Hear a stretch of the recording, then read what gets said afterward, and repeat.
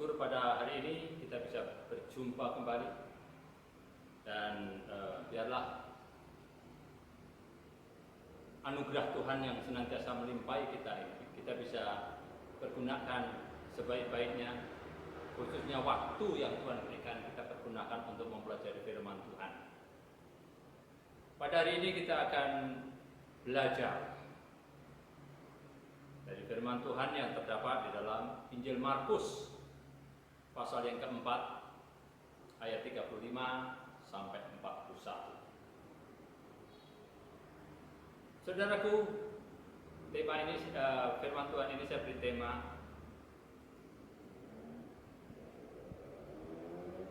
diam dan tetap tenang. Saudaraku, mengapa saya mengambil tema ini? Ini merupakan satu tema yang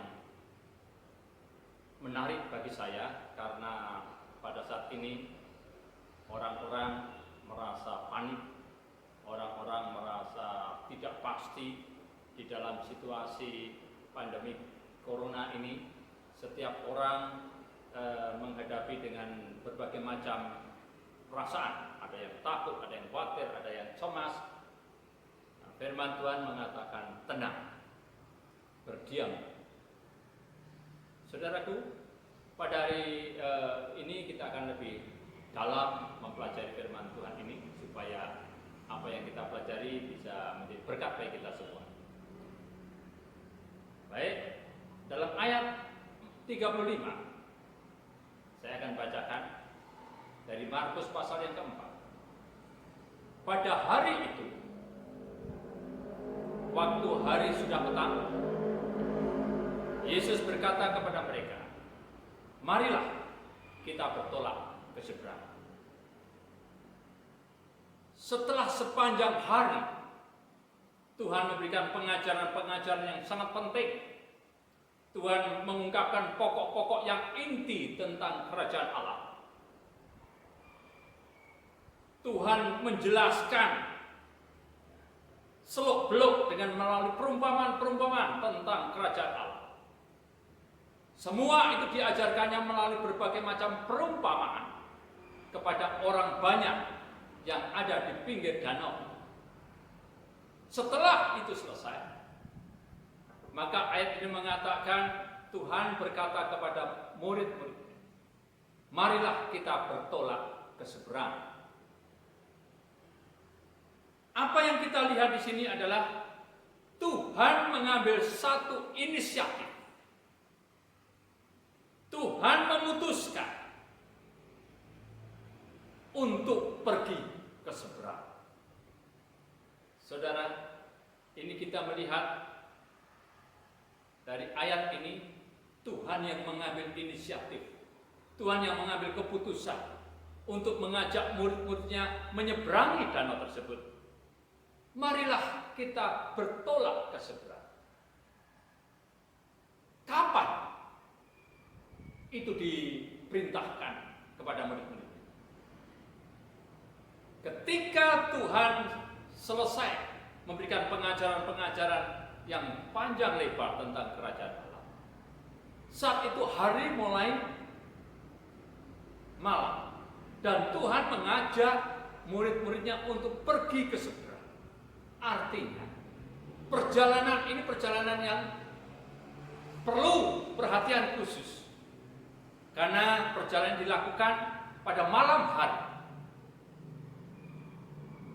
Mengapa Tuhan mengajak murid-muridnya untuk menyeberang pada malam hari? Bisa dimungkinkan karena malam hari semua pekerjaan sudah selesai dikerjakan. Atau bisa jadi karena malam hari merupakan malam di mana perjalanan bisa lancar. Pendek kata, di dalam ayat ini Tuhan mengajak murid-muridnya untuk menyeberangi danau tersebut, untuk melakukan perjalanan tersebut pada malam hari. Nah, kemudian ayat selanjutnya dikatakan mereka meninggalkan orang banyak.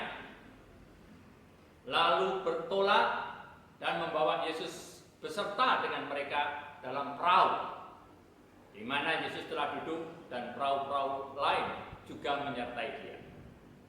Perhatikan, perahu-perahu lain juga menyertai dia. Artinya, dalam ayat ini bukan hanya perahu yang ditumpangi Tuhan Yesus bersama murid-muridnya, tetapi juga perahu-perahu yang lain. Perahu-perahu pengikut-pengikut yang lain. Orang-orang yang ingin mendengarkan lebih jauh lagi tentang pengajaran dari Tuhan, ikut menyertai perahu tersebut. Nah, ketika Tuhan mengatakan, mari kita bertolak ke seberang, saat itu juga murid-muridnya mentaati dan tidak ada yang menunda merespon ajakan Tuhan Yesus. Mereka dengan senangnya meninggalkan orang banyak itu, dan sekarang mereka bersama Yesus di dalam satu perahu. Mereka sangat senang melakukan perjalanan ini, sebab melakukan perjalanan bersama Yesus merupakan suatu privilege tersendiri, merupakan hak istimewa tersendiri. Mengapa? Sebab tidak semua orang bisa mendapatkan kesempatan ini. Tidak setiap orang bisa bersama-sama Tuhan, satu kapal, satu perjalanan. Ini orang-orang eksklusif, rank dalam dari Tuhan, yang bisa menyertai Tuhan dalam perjalanan. Saudaraku, sebagai anak-anak Tuhan, ketika Tuhan memerintahkan kita untuk melakukan satu perjalanan, itu mempunyai makna bahwa Tuhan menyertai kita. Itu privilege, itu kesempatan emas, di mana kita bisa pergunakan, di mana kita bisa menikmati perjalanan hidup ini bersama Tuhan. Di dalam ayat-ayat berikutnya dikatakan seperti ini. Lalu mengamuklah taufan yang sangat dahsyat, dan ombak menyembur masuk ke dalam perahu, sehingga perahu itu mulai penuh dengan air. Dalam perjalanan istimewa yang mereka jalani sebagai orang-orang yang melakukan perjalanan bersama Tuhan Yesus, ternyata, saudaraku, perjalanan mereka ada gangguan juga. Taufan yang dahsyat menginterupsi perjalanan mereka yang menyenangkan. Persoalan yang dahsyat menginterupsi apa yang mereka sedang nikmati bersama Tuhan. Taufan ini mematikan. Bencana ini sangat mematikan. Itu menginterupsi, masuk di tengah-tengah mereka. Dan itu semua membuat murid-muridnya menjadi sangat panik dan ketakutan. Mereka tidak terbiasa menghadapi gangguan yang tiba-tiba seperti itu.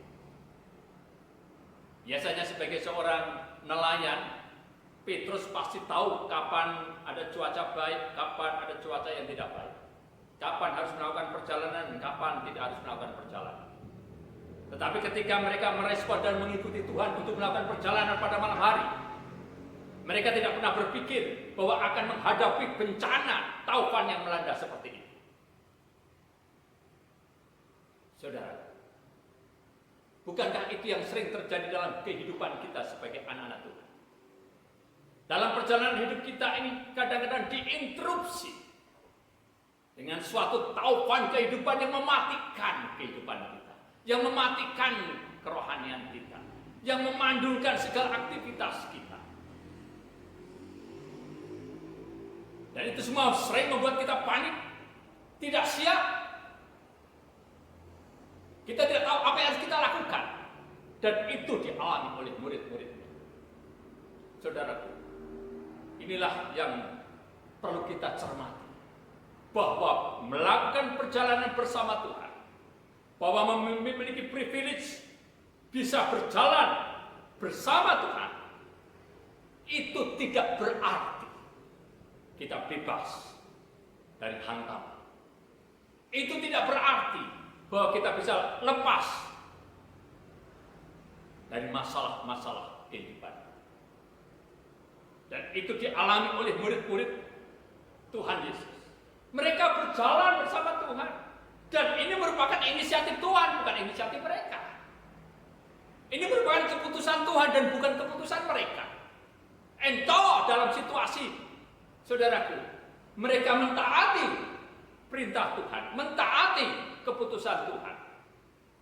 Mereka bisa menghadapi masalah yang mematikan.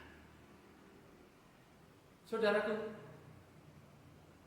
kita melihat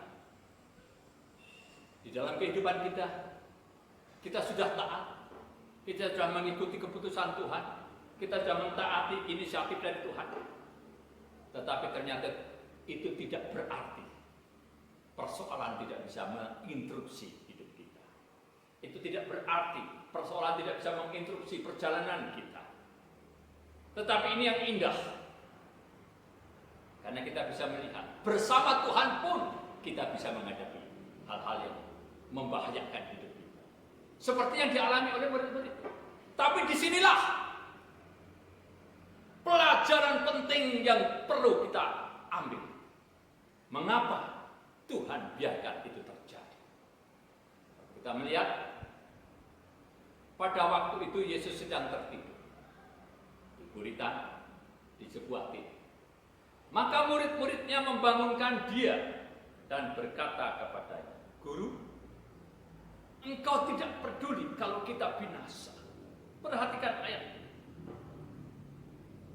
Ketika peristiwa itu terjadi, pada saat gangguan itu datang, pada saat badai itu menghantam mereka, pada saat taufan yang dahsyat itu menginterupsi perjalanan mereka, di manakah Tuhan? Ternyata ayat ini mengatakan Yesus sedang tertidur. Yang menjadi pertanyaannya, mengapa? Bisa jadi karena sepanjang hari Tuhan memberikan kuliah padat terhadap orang-orang di pinggir danau. Bisa jadi, ya, ketika di dalam perahu itu Tuhan tidak diajak berkomunikasi. Tuhan dibiarkan sendiri. Murid-muridnya sibuk dengan kesibukan mereka sendiri-sendiri. Mungkin ada mereka yang ngobrol tentang pengalaman-pengalaman masa lalu. Ada juga yang ngobrol tentang bagaimana senangnya melakukan pekerjaan-pekerjaan yang sedang mereka geluti saat itu. Pendek kata, mereka tidak memperdulikan Tuhan. Sehingga Tuhan seorang diri di sana. Saudaraku, kesibukan mereka masing-masing membuat Tuhan menyendiri. Tidak ada waktu untuk berdiskusi dengan Tuhan. Tidak ada waktu untuk berkomunikasi dengan Tuhan. Dan itulah yang menyebabkan Tuhan tidur. Saudara, ketika angin taufan yang dahsyat menginterupsi kehidupan mereka, perjalanan mereka, barulah mereka sadar. Barulah mereka memahami bahwa mereka perlu Tuhan. Bukankah itu yang sering terjadi dalam kehidupan kita? Ketika perjalanan hidup bersama Tuhan semuanya berjalan dengan baik, semuanya berjalan dengan lancar, semuanya running well. Saudara, bukankah sering kita melupakan Tuhan untuk diajak berkomunikasi setiap saat? Bukankah sering kita membiarkan Tuhan tertidur dengan nyenyaknya di dalam hati kita? Saudara,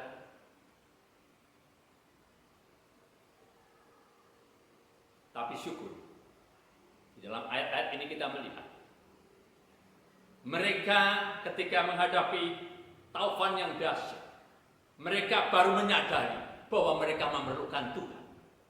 Mereka perlu berkomunikasi dengan Tuhan. Makanya mereka membangunkan Tuhan dan berkata, "Tuhan, Tuhan, cepat bangun Tuhan. Karena kami semua akan binasa. Apakah engkau tidak mempedulikan bahwa kami akan binasa?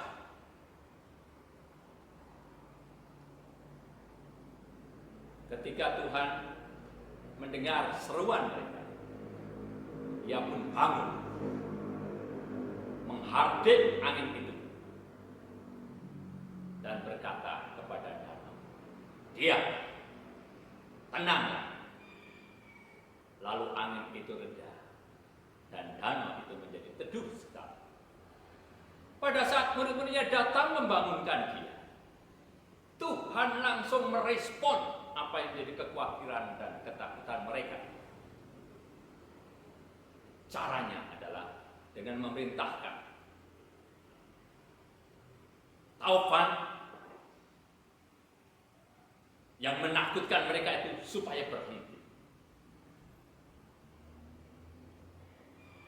Tuhan berkata, "Diam, tenanglah." Saudaraku, coba kita perhatikan, mengapa Tuhan berbicara kepada alam? Tuhan berbicara kepada taufan itu supaya diam, supaya tenang. Apakah alam itu bisa mendengar? Apakah taufan itu bisa mengerti apa yang dikatakan Tuhan?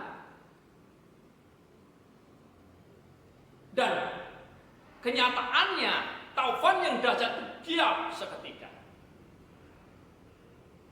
Itu membuktikan bahwa Tuhan memiliki otoritas terhadap alam semesta. Kemudian dilanjutkan, lalu Ia berkata kepada mereka, "Mengapa kamu begitu takut? Mengapa kamu tidak percaya?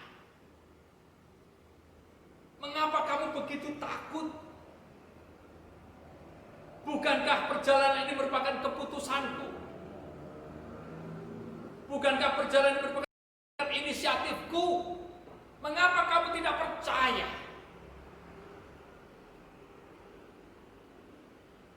Karena pikiran hati dari murid-muridnya ini, saudara, tidak bisa memahami siapa itu. Tuhan mengatakan, "Diam, tenang." Itu juga ditujukan kepada hati mereka, supaya ketika mereka melakukan perjalanan bersama Tuhan, apapun yang terjadi, mereka harus menyadari bahwa itu merupakan inisiatif Tuhan. Mereka harus menyadari bahwa itu merupakan keputusan Tuhan untuk melakukan perjalanan tersebut. Makanya mereka harus diam dan tenang. Itulah kunci untuk menghadapi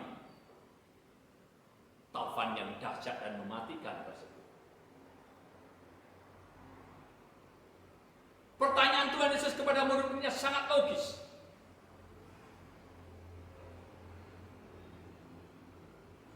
Karena apa? Karena Tuhanlah yang mengambil inisiatif dan memutuskan untuk melakukan perjalanan ini.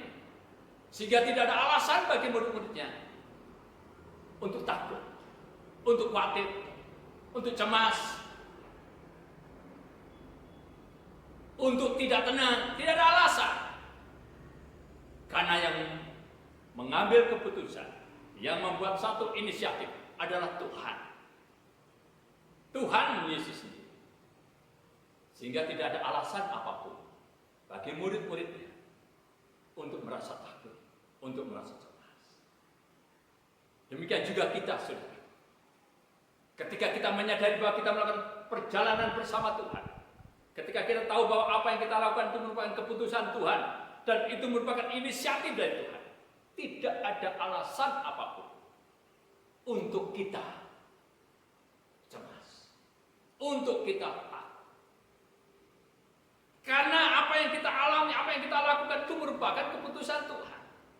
Itu merupakan inisiatif dari Tuhan.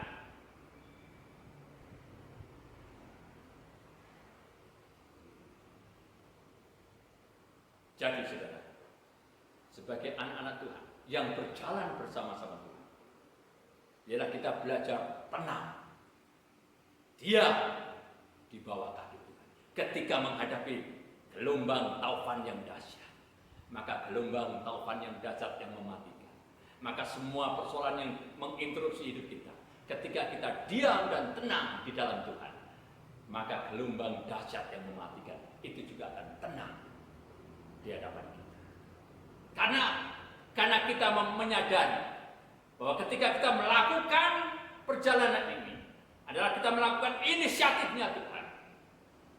Kita melakukan keputusannya Tuhan. Makanya Tuhan bertanya, mengapa kamu begitu takut? Mengapa kamu tidak percaya bahwa ini merupakan inisiatifku? Ini merupakan keputusanku untuk melakukan perjalanan ini. Dan sebab itu biarlah kita sebagai anak-anak Tuhan menyadari bahwa perjalanan kita adalah perjalanan bersama Tuhan. Dan pada akhirnya mereka menjadi sangat takut dan berkata seorang kepada yang lain, siapa gerangan orang ini sehingga angin dan danau pun taat kepadanya? Saudaraku, mereka belum mengerti dan memahami siapa Yesus itu sampai sejauh. Tapi syukurlah bahwa pada kesempatan ini kita bisa belajar, kita bisa mengerti, kita bisa menyadari. Ketika kita mengikuti keputusan Tuhan, mentaati inisiatifnya Tuhan, kita berada dalam satu perahu yang sama, perjalanan yang sama bersama Tuhan. Maka kita harus belajar tenang, diam ketika menghadapi interupsi apapun yang mencoba menginterupsi perjalanan hidup kita bersama Tuhan. Karena apa? Karena Tuhan kita adalah Tuhan yang menginisiasi dan yang memutuskan. Kiranya firman Tuhan ini menjadi berkat bagi kita. Mari kita berdoa. Kembali Bapak, kami mengucap syukur dan terima kasih karena kami boleh mendengar firman-Mu ketika melakukan perjalanan bersama Engkau Tuhan dalam perjalanan kekristenan kami, perjalanan iman kami. Itu merupakan inisiatif Tuhan, itu merupakan keputusan Tuhan. Apapun yang terjadi di dalam perjalanan kami, Engkau Tuhan menyertai kami. Dan Engkau ingin supaya kami tidak takut, tetapi supaya kami tinggal tenang dan kami tetap bersama Engkau, diam bersama Engkau. Terima kasih Bapak. Kiranya firman ini memberkati kami semua pada hari ini. Di dalam nama Tuhan Yesus Kristus sama mengalaskan doa ini. Haleluya. Amin.